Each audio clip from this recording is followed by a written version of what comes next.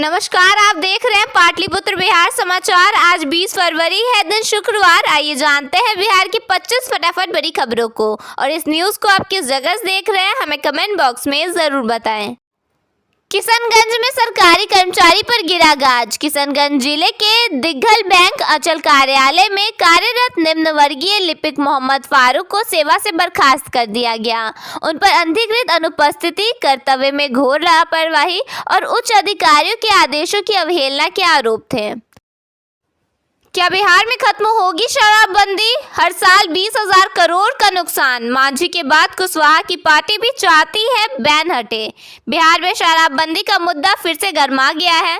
10 साल बाद इसकी समीक्षा की मांग भरी सदन में सरकार में साझेदार दल के विधायक ने कर दी है। क्या बिहार में खत्म होगी शराबबंदी? हर साल 20,000 करोड़ का नुकसान। मांझी के बाद कुशवाहा की पार्टी भी चाहती है बैन हटे।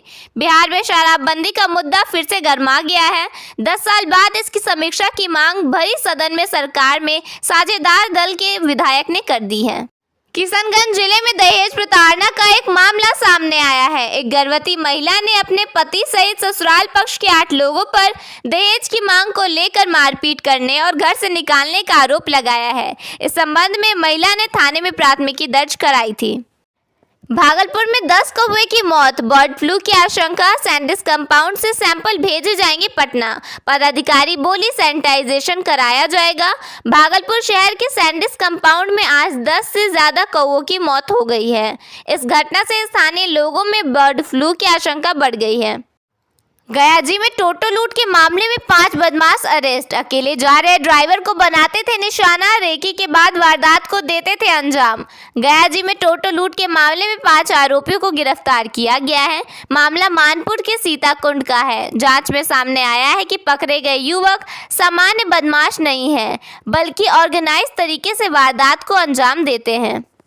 होली पर घर लौटने वालों के लिए अच्छी खबर है। बढ़ती भीड़ को देखते हुए रेलवे ने पुणे, मुंबई, अहमदाबाद और श्रीगंगानगर से बिहार के लिए कई स्पेशल ट्रेनें चलाने का फैसला किया है। इससे हजारों यात्रियों को त्योहार के मौके पर सीधी और आसान यात्रा की सुविधा मिलेगी। पूर्व मध्य रेल के मुख्य जनसंपर्क अधिकारी सरस्वती चंद्र ने बताया कि जरूरत के अनुसार और भी स्पेशल ट्रेनों की घोषणा की जा सकती है।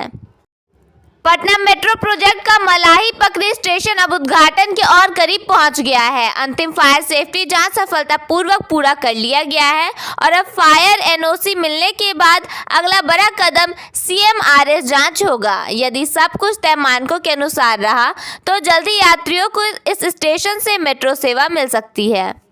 बिहार में मौसम इन दिनों अजीब मोड़ पर खड़ा है। पिछले 3 दिनों से अधिकतम तापमान 30 से 32 डिग्री के आसपास स्थिर है, जिससे दिन में गर्मी और रात में हल्की ठंड दोनों का एहसास हो रहा है।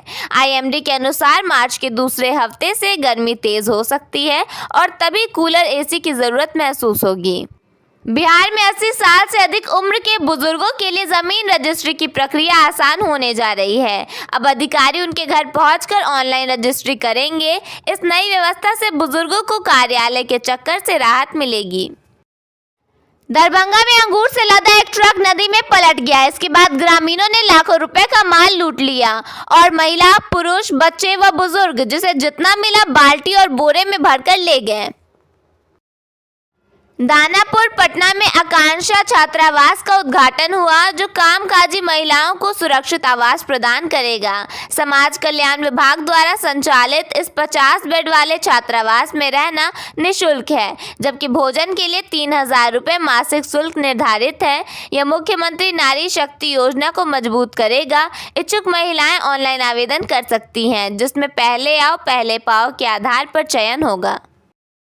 पटना स्थित IGIMS के नए 7 मंजिला अस्पताल भवन का लगभग 60% निर्माण कार्य पूरा हो चुका है। अस्पताल प्रशासन का लक्ष्य है कि दिसंबर तक इसे चालू कर दिया जाए। शुरू होने के बाद यह अस्पताल न सिर्फ राजधानी बल्कि पूरे बिहार के गंभीर मरीजों के इलाज की तस्वीर बदल सकता है। बिहार लोक सेवा आयोग ने टीआरई 4 शिक्षक भर्ती 2026 का कार्यक्रम घोषित किया है, जिसमें 46,595 शिक्षकों की बहाली होगी। परीक्षा 22 से 27 सितंबर 2026 को संभावित है। इस बार आवेदन से पहले रजिस्ट्रेशन अनिवार्य होगा। डोमिसाइल नीति, महिलाओं को 35% आरक्षण और एक अभ्यर्थी एक रिजल्ट जैसे 3 बड़े बदलाव किए गए हैं। यह बिहार के युवाओं के लिए एक सुनहरा अवसर है।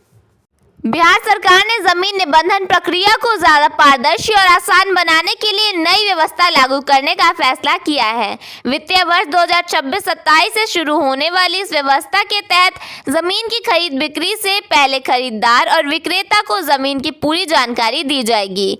लोग ई निबंधन पोर्टल पर आवेदन करेंगे, जिसके बाद अचल अधिकारी 10 दिनों के भीतर दस्तावेजों का सत्यापन करेंगे। इस कदम से जमीन से जुड़े विवाद कम होने की उम्मीद है। पटना नीट छात्रा मौत केस में नया मोड़ सामने आया है। जहानाबाद स्थित पैतृक गांव में परिजनों को 2 बार धमकी भरे पर्चे मिले हैं। दूसरे पर्चे में धमकी दी गई, जिस तरह से बेटी मरी है 2 दिन में तेरा बेटा भी मरेगा। यह पढ़कर परिवार के लोग और ज्यादा भयभीत हो गए हैं। मामले की गंभीरता को देखते हुए फॉरेंसिक टीम जांच में जुटी है। पटना एयरपोर्ट पर बातचीत के दौरान भोजपुरी स्टार खेसारी लाल यादव ने राजनीति में जाने की अटकलों को खारिज कर दिया है। उन्होंने खुद को सिर्फ कलाकार बताया और पवन सिंह के पारिवारिक विवाद पर बोलने से भी इनकार किया। बिहार में अचल कार्यालयों की व्यवस्था बदलने जा रही है। उप मुख्यमंत्री विजय सिन्हा ने सभी अचल कार्यालयों में सीसीटीवी लगाने और बेतिया राज, दरभंगा राज की जमीन पर नया कानून बनाने का ऐलान किया है। सरकार ने साफ किया है कि अतिक्रमण करने वालों पर कड़ी कार्रवाई होगी।